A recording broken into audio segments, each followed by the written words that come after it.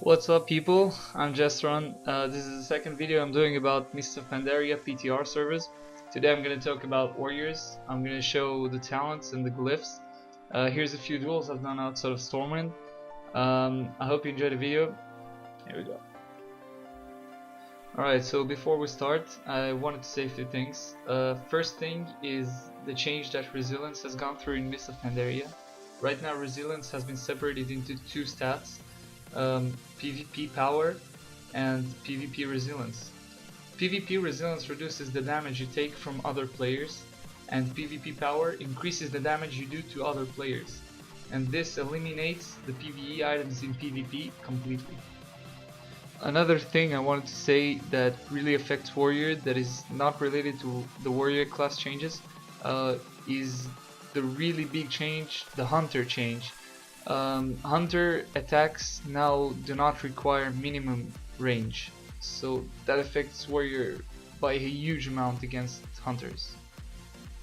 One last thing I want to say before we start is that Taste of Blood now procs from Mortal Strike instead of Rentix, and now also increases the damage of the next heroic strike by 100%. The first tier of warrior talents is about charges.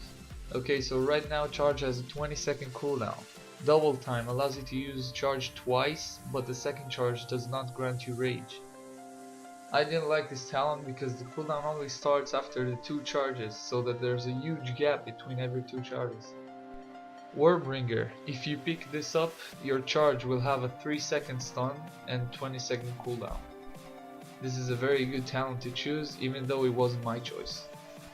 Juggernaut reduces the cooldown of charge to 12 seconds. I found this talent giving more charge uptime than the double time talent. I chose this over Warbringer because I want to be able to use charge more frequently, and because I already picked up a stun in another tier. The second tier of warriors is about self-healing. Enraged Regeneration, instant spell 1 minute cooldown, instantly heals you for 10% of your health and another 10% over 5 seconds. Can be used while stunned. I didn't pick this up because it costs a lot of rage and its healing output is very low. Impending Victory replaces Victory Rush, can be used every 30 seconds and heal for 10% health. I didn't take it because I found that Second Wind has more healing output. Second Wind, whenever you're below 35% health, you regenerate 3% health every second. Whenever you're stunned or rooted, you generate 20 rage over 10 seconds. I took this talent because it has a very good healing output and it helps rage generation. The third tier of warrior is about utility and mobility.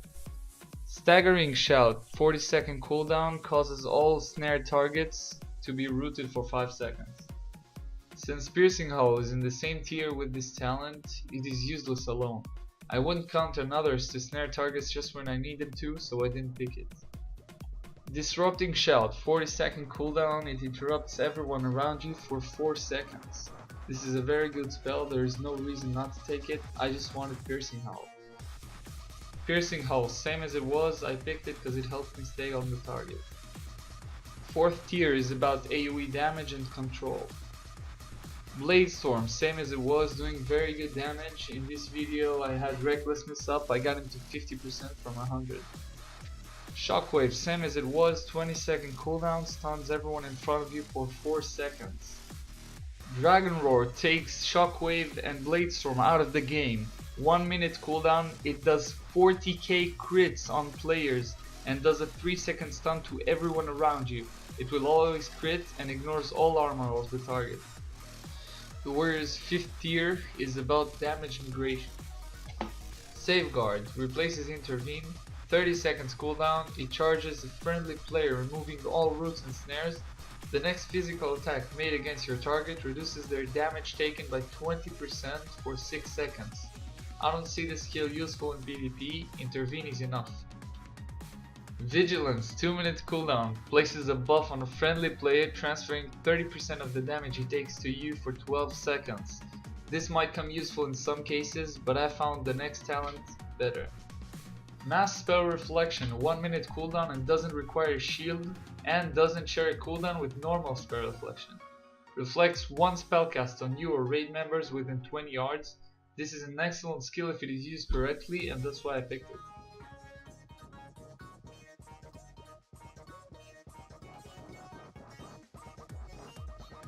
Glyph of Unending Rage increases your maximum rage by 20.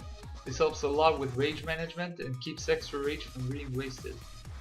Glyph of Gag Order. Your Pommel and Heroic Throw also silence the target for 3 seconds. This is super effective against healers and fighting against spellcasters. Glyph of Death from Above reduces the cooldown of Heroic Leap by 15 seconds and increases damage by 100%. This helps a lot with staying on the target, that's why I picked it. Well, that's pretty much it. Hope you enjoyed the video. If you did, make sure to like and subscribe and leave a comment below.